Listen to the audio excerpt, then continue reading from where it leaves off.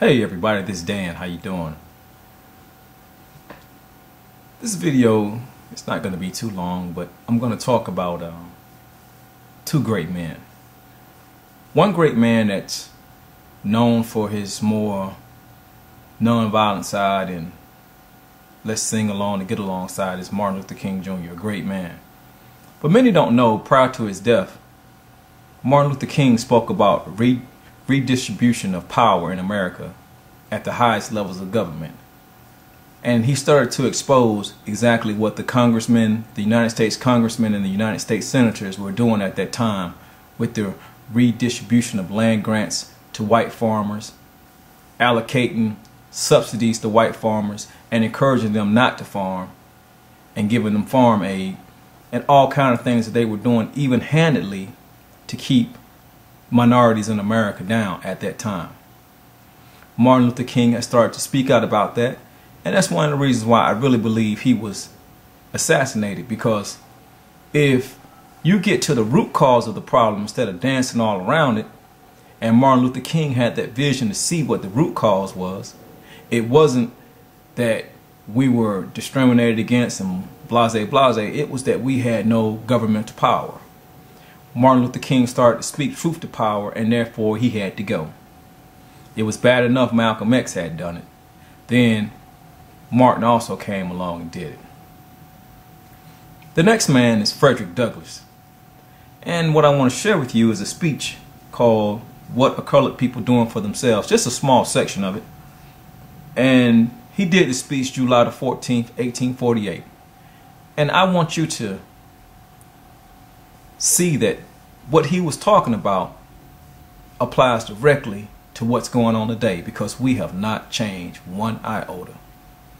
We still have our eyes off the prize, and that is self-empowerment, and also not looking to people to give you something that you can obtain for yourself, because they're not going to give you anything first off. So here it is, Frederick Douglass, July 14th, 1848. It is a doctrine held by many good men, in Europe as well as in America, that every oppressed people will gain their rights just as soon as they prove themselves worthy of them. And although we may justly object to the extent to which this doctrine is carried, especially in reference to ourselves as a people, it must still be evident to all that there is great truth in it. One of the first things necessary to prove the colored man worthy of equal freedom is an earnest and persevering effort on his part to gain it. We deserve no earthly or heavenly blessing for which we are unwilling to labor. For our part, we despise the freedom and equality obtained for us by others, and for which we have been unwilling to labor. A man who will not labor to gain his rights is a man who would not, if he had them, prize and defend them. What is the use of standing a man on his feet if, when we let him go, his head is again brought to the pavement? Look out for ourselves as we will, beg and pray to our white friends for assistance as much as we will, and that assistance may come, and come at the needed time, but unless we, the colored people of America, shall set about the work of our own regeneration and improvement, we are doomed to drag in on our present miserable and degraded condition for ages. What could we speak to every colored man, woman, and child in the land, and, with the help of heaven, we would thunder into their ears their duties and responsibilities, until a spirit shall be roused among them, never to be lulled till the last chain is broken. But here we are mortified to think that now we are speaking to tens when we are to speak to thousands. Unfortunately, those who have the ear of our people on Sundays have little sympathy with the anti-slavery cause, or the cause of progress in any of its phases. They are too frequently disposed to follow the beaten paths of their fathers. The most they aim at is to get to heaven when they die. They reason thus: our fathers got along pretty well through the world without learning and without meddling with their abolitionism, and we can do the same. We have in our minds 3 pulpits among the colored people in the North which have the power to produce a revolution in the condition of the colored people in this country in 3 years. So, what did you get out of that? What did you get out of that? We've been sleeping since 1848 when Frederick Douglas pointed that out. And what did he point it out? Who did he point to? He pointed to, first, us as a people. Secondly, he pointed to the church, Sundays. And he made it a point to enunciate Sundays, where you just sit out in the sun and do nothing. You see, if you could be lulled to a sense of security, oh, we got everything, all I want to do is get to heaven when I die. And that's basically what he was saying. Meanwhile, being slaves of the mind, not reading, not educating yourselves, not knowing how the system works, not knowing that you will never get anything from people that don't want you to have anything, because they see you as niggas that don't deserve anything, and you won't get anything.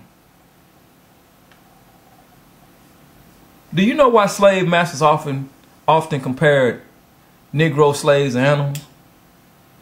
Because there was no difference between a big buck black slave and a cattle in the field, or a mule in the field, a jackass in the field. It was no difference, because they were both dumb.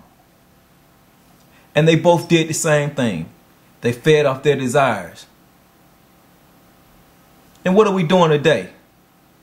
2012. We have vices, alcohol, drugs, social media vices, party vices, women vices, all these vices.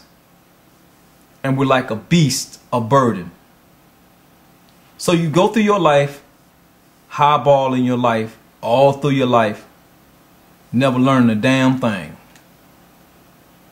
And that's the reason why you never get a damn thing. That's the reason why we still don't have a level playing field in 2012. All these years later, after the great man Frederick Douglas said these words. So I guess you call him an Uncle Tom too. It's not about being an Uncle Tom. It's just about knowing what you have to do.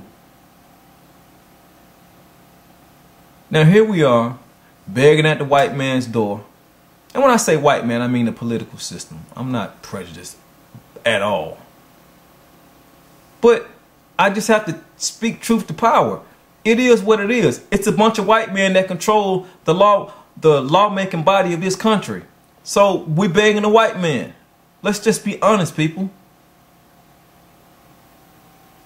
And look at the hypocrisy of it all. Look at the hypocrisy of it all.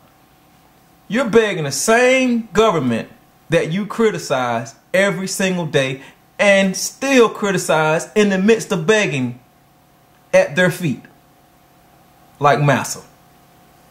Like massa. That's what you're doing. You're begging at his feet like he's massa. Oh, please come help po us. But guess what? Massa don't care. He didn't care then, and he don't care now. You see, because one thing people see very clearly is contradiction. They see that.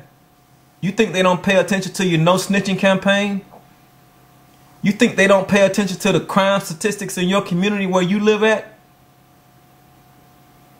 You think they don't pay attention to when a black child is shot down in the street dead like a dog, and 50 black people standing around looking at the killer and they don't say anything? You think they don't pay attention to that?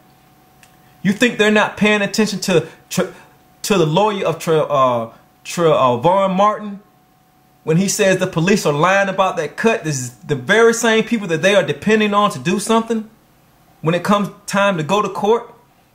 I don't care if it does become a Fed case, you still have to have some independent witnesses to testify. You think they don't pay attention to Jesse Jackson, Al Sharpton, that only help black people when it's convenient for them? You think they don't see that? You don't think they don't see the debacles of the past that these men have personally been invested in? You don't think they see that? So what's going to happen when their handlers call them back? what's going to happen when their handlers call them off this whole thing? We'll still be in the street. Well, that's fine. We'll still be there. But I'm going to show you what a slave is. I'm going to show you what a slave is. A slave is nothing but a fool that is trapped in his consequences because of his lack of knowledge. Nickel of the pot, them sizzling in the pan. Nickel of the corn juice, stealing in the can. Ain't no use to talking, nigger through and through. Lots of watermelon, do. Stop the boat, Master Captain. I done left my new bonnet on shore. Too late now, Mammy. You'll have to wait until the boat catches at Memphis and get a new one. Look here, Master Captain. That hat cost me 4 bits. Now ain't that exasperating? Nickel of the possum, sizzling in the pan. Nickel of the corn juice, stealing in the can. Ain't no use to talking, nigger through and through.